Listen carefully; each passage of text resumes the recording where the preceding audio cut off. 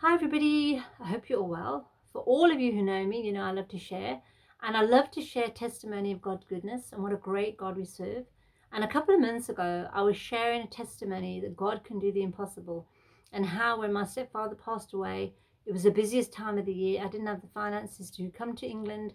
My passport had expired, and everything in my ability was impossible for me to get here, and how God made a way, and people gave me money and my temporary passport, my full passport, how I got time off work, everything. And I was just sharing about that, and how I'd met Blessing Marunga on a revival prayer for 3 months in South Africa, August, September, October. I got an invite to stand in agreement and pray for revival.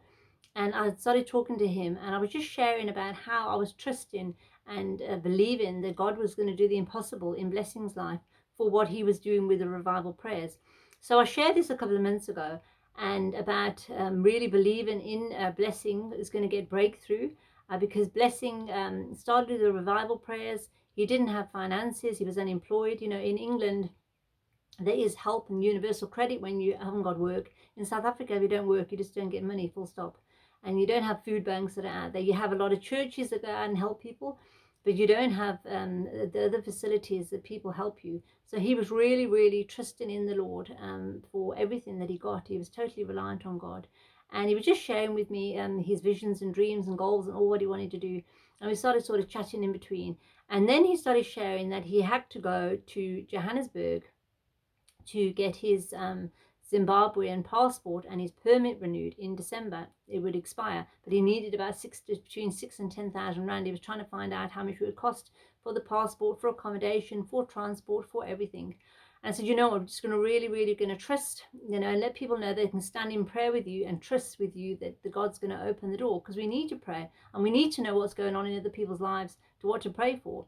So I shared that then, that I didn't know how God was going to do it, but I believed God was going to do the impossible. So now I'm going to want to share the testimony of what God did do. Because when he booked for December to go, he couldn't get an appointment. He could only go in February.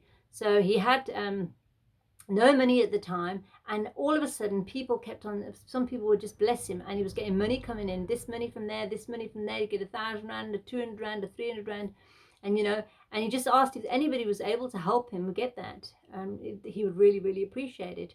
And all of a sudden he started getting all these finances in that he had enough, so he put that money aside, and he had to wait now until February to go to Johannesburg. And what happened last week, he was just sharing that he was really on Thursday, he was really feeling challenged, and the Holy Spirit was leading and telling him to fast on Friday. So he fasted on Friday. He was feeling very challenged, and he had a few difficulties. Anyway, he fasted and he left on Saturday morning. I messaged him. I said, how's it going? He says, no, I'm at the airport. This is what time I fly. This is what time I should arrive. It's a 2-hour trip to fly. It would have been about 12 hours to drive, and it was about roughly the same amount of money. So he decided to fly with the finances that he had. And when he got to the airport, he had a difficulty getting on the plane with an expired passport. But thank the Lord that he made a way for him to get on. So he got on the aeroplane, and he didn't know what he was going to do for accommodation. Then a few people over the last 2 months offered him accommodation. And he said when he arrived at the place, the host who was going to help him, the gentleman that said he would pick him up and whatever, accommodation, he said it was like a 5-star hotel. The Lord had really blessed him with the perfect place. And then he had to go to the Zimbabwean consulate for his appointment, and there was a big sign outside: all appointments have been postponed due to the COVID. They used to see 600 people a day, now they're seeing 300 people a day, and all the ones have got to go back and they've got to wait now a month or two. And I know there's a backlog even for the driver's license. I think there's that 6 months, so people just, they can't get appointments. So he decided, he stood there and there was many people being turned away, and he just thought, I can't go back. How can I go back on my passport? Lord, I'm really trusting in you that you're going to make a way here. And he waited a bit, and then he saw a lady, one of the officials, and he started speaking to her. He said, you know, I really need if you can help me, you know. And they're not interested. They're not interested because, you know, she reluctantly started listening to him. You know, I can't get back. I came up here by faith.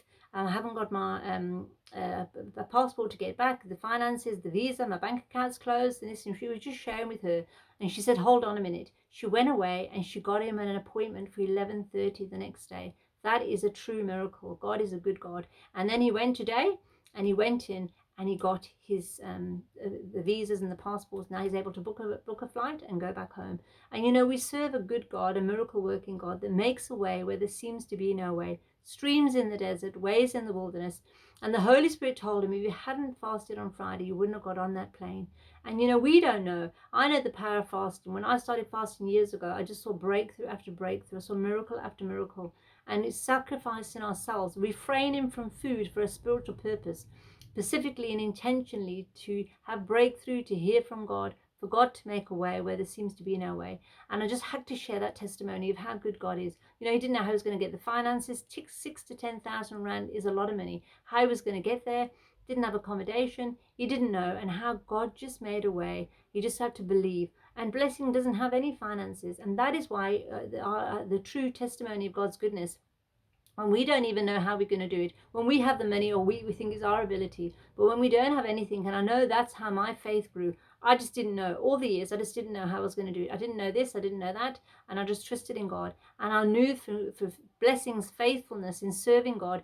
He's on a radio station now. He just sends the prayers every day. He's diligent. He's faithful in sending the prayers and praying. He was at the cross every day. He was praying in the rain. He's just done amazing things for the Lord because he trusts in God with all his heart. He loves the Lord with all his heart. And I know that God is just going to do mighty things in his life, in and through him, in his ministry. And I can't wait to share all the testimony of what God's going to do. I don't know what he's going to do, but I just know that we serve a miracle working God. And I had to share that testimony that God made a way where there seemed to be no way. Miracles, streams in the desert, ways in the wilderness. And God is a good God. And we just want to give God all the thanks, all the praise, and all the glory for what he can do alone. And I just had to share that. And through fasting and praying and believing and knowing that nothing is impossible with God, God makes a way. Have a wonderful afternoon wherever you are. God bless.